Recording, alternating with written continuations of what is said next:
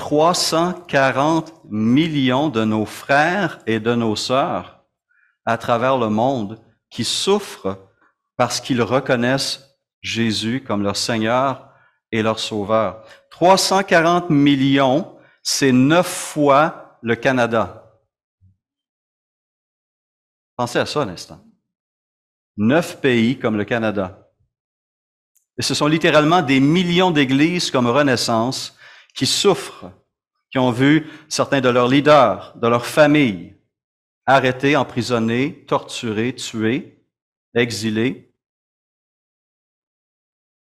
C'est une réalité qui est là maintenant et qui touche en fait la majorité du corps de Christ dans le monde. Des membres du corps de Christ, nos frères et nos sœurs. Faut-il être surpris de cette situation? Non. Malheureusement, il ne faut pas l'être. Le Seigneur nous a dit à bien des reprises que lorsqu'on veut faire sa volonté, on peut s'attendre à de l'opposition. L'apôtre Jean a repris cet enseignement et l'a transmis dans sa première épître. Il dit, ne vous étonnez pas, frères et sœurs, si le monde vous déteste. Parce que c'est ça, hein? Dans le fin fond du cœur, là, ces images, ces témoignages, ces gestes de gouvernement, de groupes paramilitaires, d'autres gens qui ont une vision sectaire de la vie, c'est de la haine qu'ils ont pour Christ et pour les disciples de Jésus-Christ. En même temps, nous avons des témoignages comme ceux de Paul, qui, dans sa dernière lettre, son testament spirituel, dit à Timothée que tous ceux qui veulent vivre pieusement Jésus-Christ seront persécutés. Mais voici ce qu'il dit au tout début de cette lettre-là. « N'aie donc pas honte du témoignage à rendre à notre Seigneur, ni de moi son prisonnier, mais souffre avec moi pour l'Évangile par la puissance du Saint-Esprit. » Et il va répéter la chose au chapitre 2, « Souffre avec moi comme un bon soldat de Jésus-Christ. » Alors ici, c'est pas un appel à devenir des masochistes. C'est pas de cela dont il est question. On n'a pas à courir après la persécution, après les coups, les emprisonnements ou le martyre. Mais c'est la réalité pour la majorité du corps de Christ dans bien des pays. C'est la réalité bien des frères et des sœurs en Jésus-Christ. La réalité de l'existence dans un monde déchu et rebelle, aveugle et hostile. S'ils m'ont persécuté, ils vous persécuteront, a dit Jésus à ses disciples. Et pour nous qui vivons notre foi sans être inquiétés, nous avons un devoir. La Bible est claire. Un devoir minimal de compassion.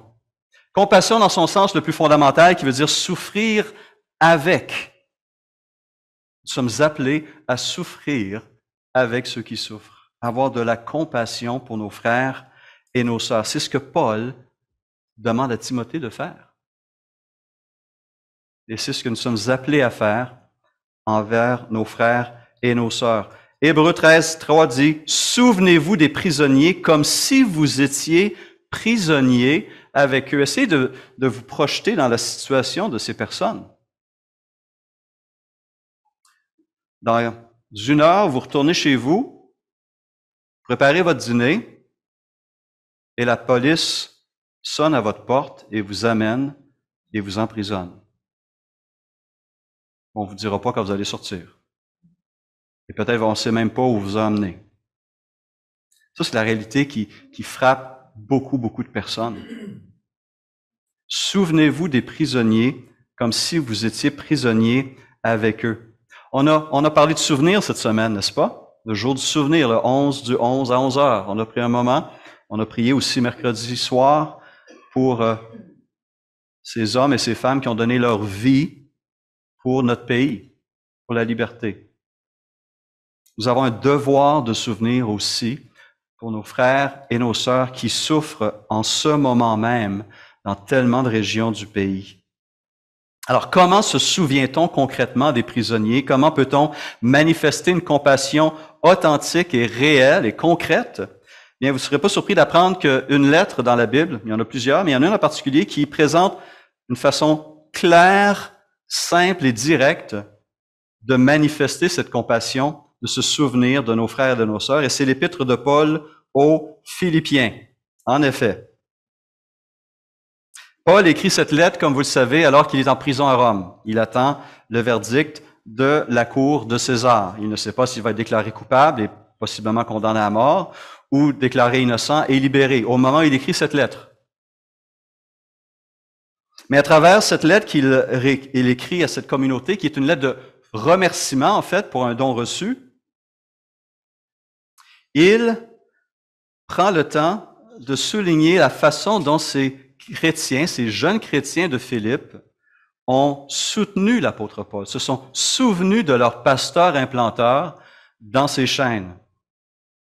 À la toute fin, Paul écrit ceci, il dit « J'ai appris à être content dans l'état où je me trouve, je sais vivre dans l'humiliation et je sais vivre dans l'abondance. En tout et partout, j'ai appris à être rassasié et à avoir faim, à être dans l'abondance et à être dans la disette. Je puis tout par celui qui me fortifie. » Mais il ajoute ceci, « Cependant, vous avez bien fait de prendre part à ma détresse. » Vous avez bien fait de prendre part à ma détresse. Ces jeunes chrétiens, jeune Église, ont pris part aux détresses de l'apôtre Paul. Comment l'ont-ils fait? Eh bien, la lecture de l'Épître nous présente trois façons. Par le ministère de la prière, le ministère de la présence et le ministère du partage. Prière, présence et partage. Et je crois que l'ordre dans lequel ces trois choses sont présentées dans l'Épître ne sont pas le fruit du hasard. Il y a, je crois, un élément important à noter ici. Regardons donc ensemble ces trois choses qu'on a déjà soulignées. Le tout premier, celui de la prière. Philippiens chapitre 1 à partir du verset 12.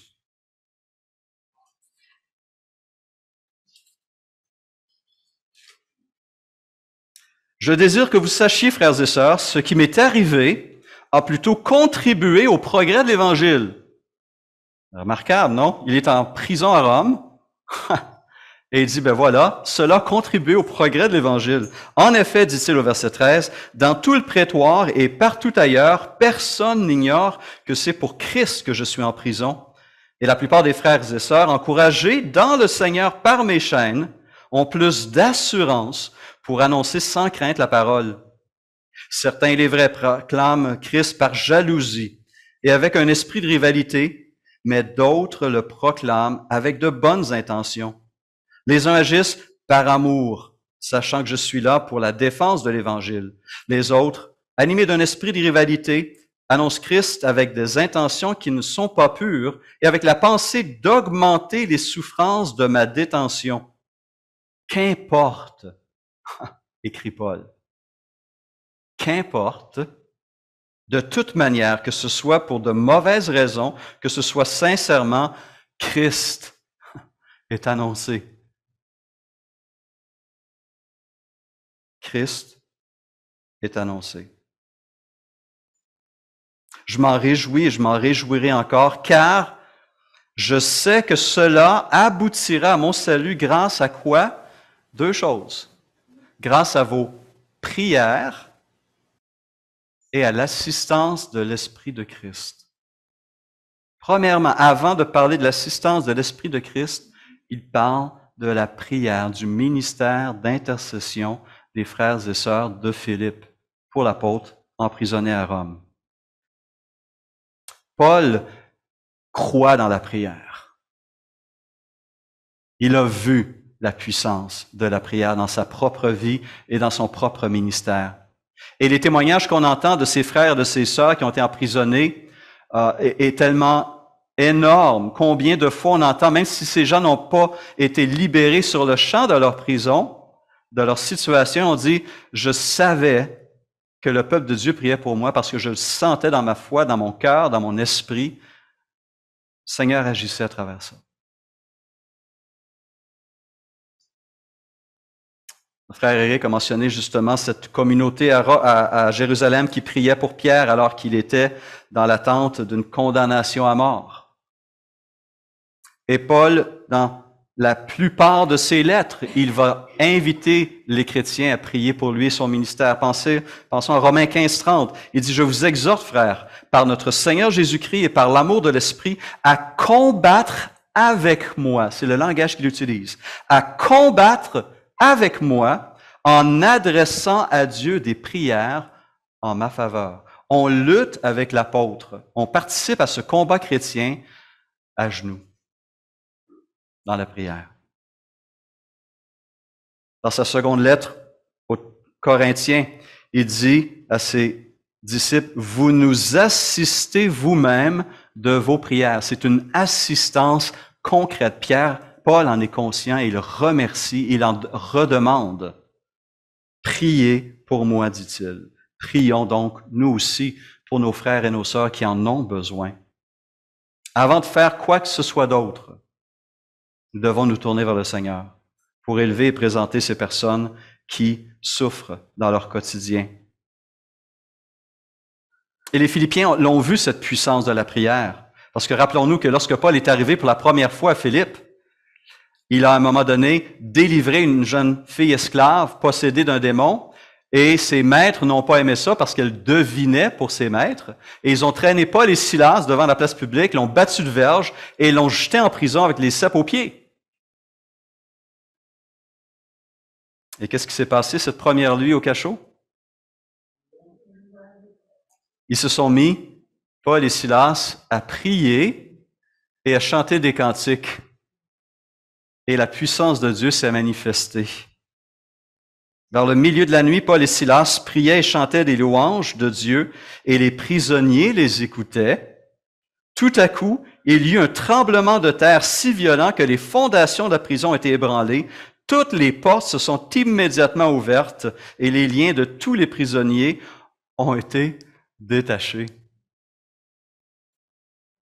Ces chrétiens qui priaient pour Pierre à Jérusalem, ces Philippiens qui priaient pour certainement Paul et Silas à ce moment-là, au tout début de leur ministère, ont vu les résultats de la prière. Ils ne pouvaient pas eux-mêmes aller pour ouvrir ces portes, ils ne pouvaient pas eux-mêmes faire tomber ces chaînes, ils ne pouvaient pas eux-mêmes aveugler ces soldats qui gardaient Pierre en prison, mais ils connaissaient celui qui pouvait le faire.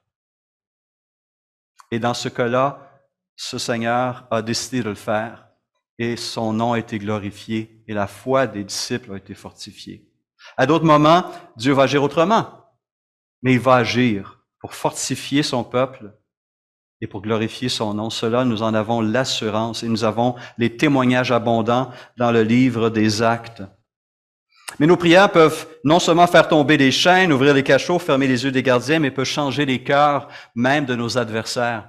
Sur le site, la page Facebook de Porte Ouverte France, ce témoignage vraiment touchant d'une petite fille de 9 ans qui a prié pour un policier qui venait arrêter son père pasteur. Je veux vous lire ce témoignage parce que je le trouve merveilleux, touchant et puissant. On nous parle ici de Dana, qui est la fille d'un pasteur clandestin d'Asie centrale. Elle avait environ 9 ans quand un soir, quelqu'un a frappé à la porte de sa maison. C'était un policier en uniforme. « Je cherche Monsieur X. Est-ce qu'il habite ici? » a-t-il demandé. Dana lui a répondu, « Oui, c'est mon père. Il n'est pas à la maison, mais je pense qu'il va revenir d'un moment à l'autre. Vous pouvez entrer et l'attendre si vous le souhaitez. » Le policier a accepté. Mais le temps passait et le pasteur tardait à revenir. Alors la jeune fille a proposé, « Il est temps de manger. Je peux préparer quelque chose pour vous et pour moi. » Et 20 minutes plus tard, Dana est revenue avec un repas. À la grande surprise de son invité, elle lui a annoncé, « J'ai l'habitude de prier pour ma nourriture. Est-ce que vous priez vous aussi avant de manger? » Le policier lui a répondu, « Bien, en fait, je ne prie pas vraiment pour la nourriture habituellement. » Dana n'a pas été perturbée par la réponse de son invité. Elle a poursuivi avec toute la spontanéité d'un enfant de son âge. « Oh, ça fait rien. Je peux aussi prier pour votre nourriture. » Et elle a commencé à prier. Père céleste, merci de prendre soin de nous. Merci beaucoup pour cette nourriture qui est devant nous. Merci aussi, Seigneur, d'avoir amené cet homme bon dans notre maison. Bénis notre fraternité. Au nom de Jésus. Amen. Puis Dana et le policier ont commencé à manger, mais l'homme était époustouflé par le témoignage d'amour de la fillette. Il en était totalement décontenancé, à tel point que lorsque le pasteur a fini par rentrer, le policier s'est trouvé confronté à un dilemme. Sa mission était d'arrêter le père de Dana, qui avait tenu des réunions d'église illégales, mais le témoignage de la petite fille l'a bouleversé. Il s'est alors adressé au pasteur. « J'ai rencontré votre fille, elle est très gentille avec moi. Elle a été très gentille avec moi. Elle a même prié et m'a dit que j'étais un homme bon.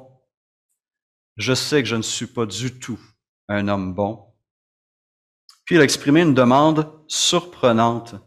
« Votre Jésus, qui est-il? Quelle est votre foi? Pouvez-vous me l'expliquer? » Le pasteur a répondu aux interrogations du policier et quelques minutes plus tard, l'homme qui était venu l'arrêter s'est exclamé « Je veux suivre Jésus, moi aussi. » Lui qui était un ennemi du Christ quelques instants plus tôt est devenu son disciple. Nous relate ce témoignage de Porte Ouverte France.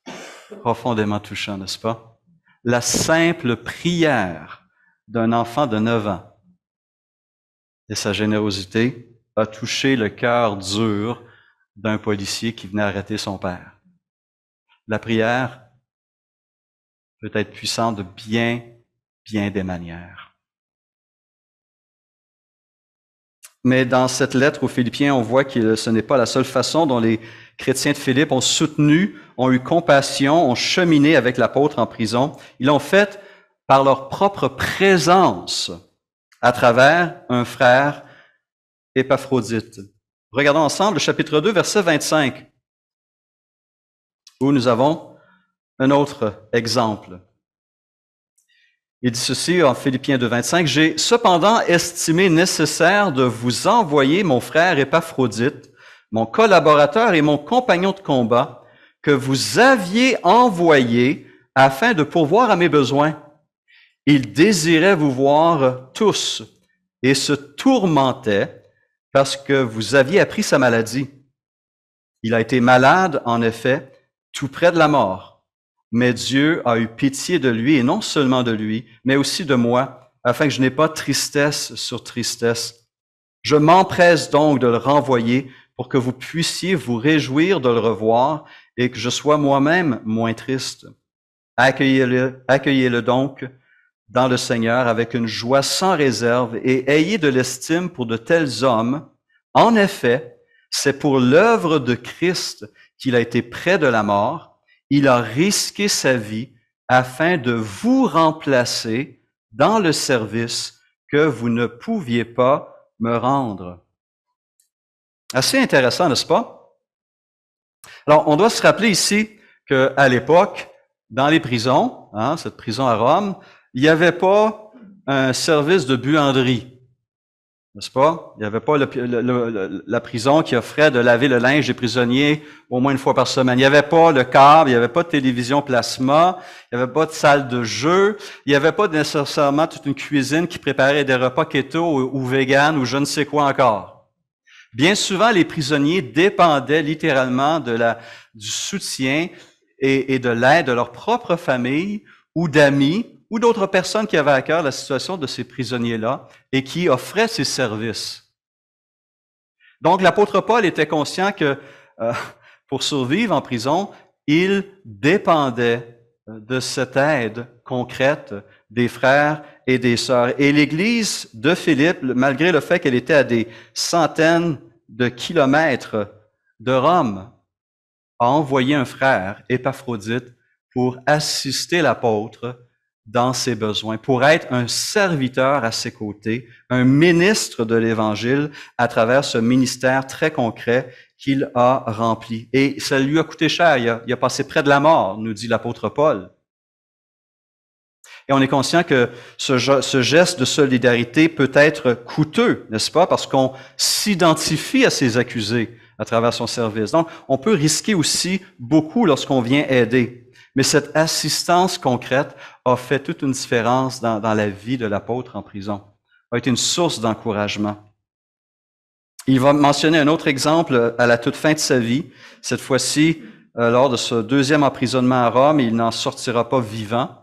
Il sera, nous dit l'histoire de l'Église, décapité, condamné à mort et décapité. Mais à ce moment-là, il peut bénéficier sur l'aide d'un autre frère. Il écrit en 2 Timothée 1,15, il dit à Timothée, « Tu sais que tous ceux qui sont en Asie m'ont abandonné, notamment Phygèle et Hermogène. » Et il ajoute ceci, « Que le Seigneur accorde sa compassion à la famille d'Onésiphore, car il m'a souvent réconforté et n'a pas eu honte de ma situation de prisonnier. Au contraire, lorsqu'il est venu à Rome, il m'a cherché avec beaucoup d'empressement et il m'a trouvé. Que le Seigneur lui donne d'obtenir grâce auprès du Seigneur ce jour-là. Tu sais mieux que personne combien de services il a rendu à Éphèse. » On entend dans ces paroles de l'apôtre Paul toute la reconnaissance, n'est-ce pas, pour cette aide concrète d'un autre frère qui est venu l'aider, lui tenir compagnie et l'encourager dans son épreuve. Le ministère de la présence est un ministère qui est précieux et l'apôtre Paul en a bénéficié à plus d'une reprise. J'ai eu faim et vous m'avez donné à manger.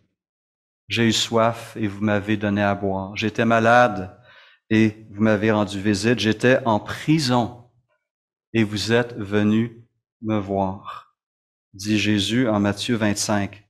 Et il ajoute, toutes les fois que vous avez fait ces choses à l'un de ces plus petits de mes frères, c'est à moi que vous les avez faites.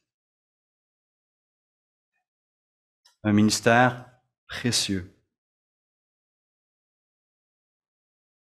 Finalement, dernier exemple, dernière façon concrète dont ces jeunes chrétiens ont manifesté leur compassion, se sont souvenus de leurs serviteurs, c'est à travers le partage de leurs propres biens, de leurs ressources.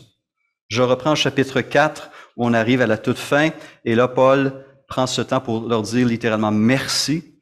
Il dit, verset 10, « J'ai éprouvé une grande joie dans le Seigneur de ce que vous avez enfin pu renouveler l'expression de votre intérêt pour moi. Vous y pensiez bien, mais l'occasion vous manquait. Ce n'est pas à cause de mes besoins que je dis cela, car j'ai appris à être satisfait de ma situation. Je sais vivre dans la pauvreté, je sais vivre dans l'abondance.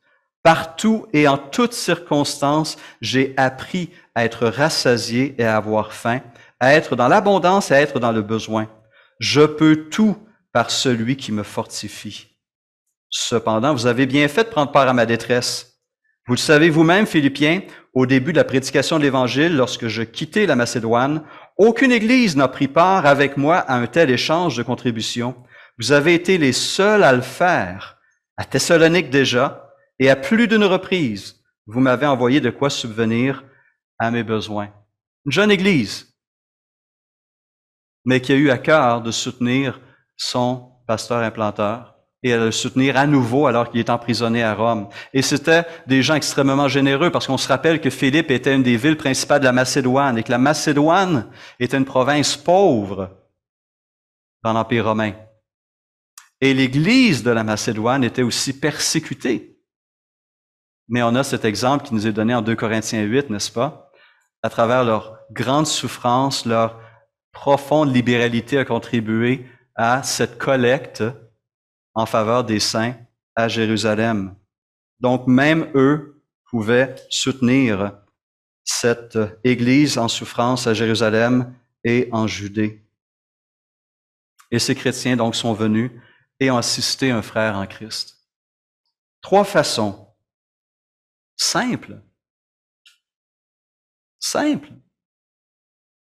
Par nos prières, par notre présence, et par le partage de nos biens, nous pouvons manifester notre solidarité et notre compassion envers nos frères et nos sœurs qui souffrent dans tellement de régions du monde.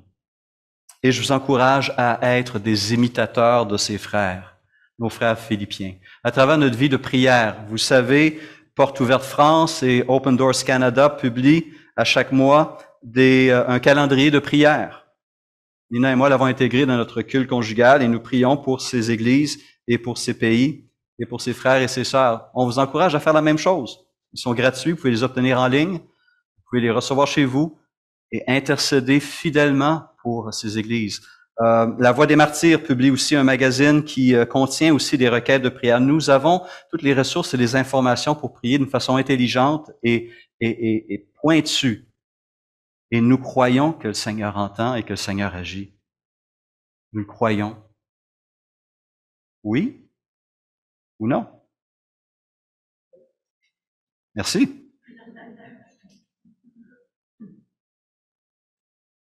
Nous pouvons le faire aussi par notre présence. Alors, c'est pas tout le monde qui peut faire comme Épaphrodite ou Onésiphore et se rendre dans une autre région du monde, mais on en a qui l'ont fait. Blue Moo l'a fait, n'est-ce pas? Cette année, pour la deuxième fois. Manon Allary a été en Europe de l'Est il y a 2 ans. On a d'autres personnes qui, dans le passé, ont participé à des campagnes d'évangélisation ou des campagnes de mission dans certaines régions du monde. Certains y vont à court terme, d'autres y ont été à long terme, comme les Wakefield et d'autres. Nous pouvons envoyer aussi. Mais on peut le faire autrement. Plutôt que d'envoyer, on peut exercer ce ministère de la présence en recevant, en accueillant chez nous. Et en tant que communauté, on a pu le faire justement avec nos frères Kareni, les Montagnards et d'autres. C'est un privilège pour nous. Et nous sommes heureux de pouvoir ainsi manifester ce ministère de présence et cette compassion en accueillant ces frères en notre sein. Et évidemment, à travers notre libéralité, notre générosité, vous l'avez démontré à nouveau cet été avec ce don de 6 600 $ qu'on a pu envoyer à Porte Ouverte justement pour aider ces réfugiés à se restaurer, se rétablir, se recentrer. Et nous aurons d'autres occasions pour continuer à aider l'Église souffrante. Nos prières, notre présence, notre partage. Puissions-nous ainsi honorer notre Seigneur et soutenir son corps. Ce matin, nous avons, avant le repas du Seigneur, quelque chose de beau. Un couple, une famille qui se trouve à Québec maintenant depuis 2 mois et qui vient justement de la Colombie. Ce matin, nous avons Juan et Marinella Morales qui sont des nôtres. Et est-ce que votre fille Susanna est aussi à quelque part en bas, à l'école du dimanche? Et donc, cette famille est arrivée de la Colombie il y a très peu de temps, 2 mois. Notre frère Juan a été pasteur et implanteur en Colombie et son épouse Marinella est infirmière et a déjà commencé à travailler au CHUL ici à Québec. Très rapidement, on a eu l'occasion de les connaître et ils ont demandé à s'identifier à l'Église Renaissance, à devenir membre de notre communauté et participer pleinement à sa vie. Alors, vous avez vu leur nom apparaître dans l'avis de convocation de notre Assemblée générale de mercredi prochain. Ce matin, nous avons la joie d'entendre leur témoignage, leur parcours spirituel. Donc, j'invite Juan et Marinella à venir en avant et leur traducteur désigné, M. Jean-Pierre Caron, qui va faire ce travail de traduction pour eux.